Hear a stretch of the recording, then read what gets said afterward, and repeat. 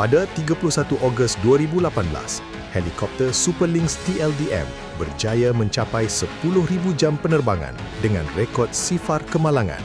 Satu pencapaian yang mencerminkan tahap profesionalisme, disiplin dan kecekapan kru udara serta pasukan penyelenggaraan.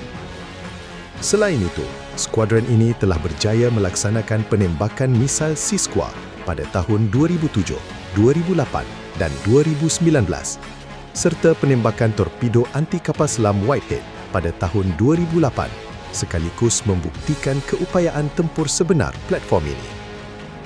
Selain peranan tempur, Skuadron 501 turut melaksanakan pelbagai misi sokongan termasuk pengawasan sasaran melampaui garis ufuk Over the Horizon Targeting (OHTH) bagi membantu kapal permukaan TLDM, sokongan kepada operasi khas Pascal, rondaan maritim, misi mencari dan menyelamat (SAR), pemindahan perubatan (Medivac), serta bantuan kemanusiaan dan bencana. Sebagai sebahagian daripada unit udara TLDM yang berpangkalan di KD Raja Wali, Skuadron 501 beroperasi seiring dengan unit udara lain seperti Skuadron 502 yang mengendalikan helikopter Fennec.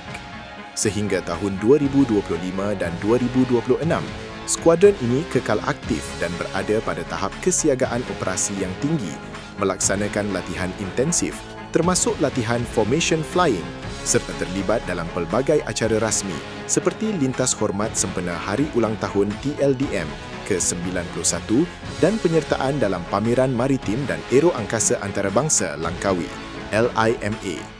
Secara keseluruhannya, Skuadron 501 KD Raja Wali merupakan aset strategik TLDM yang memperkukuh keupayaan udara armada laut negara.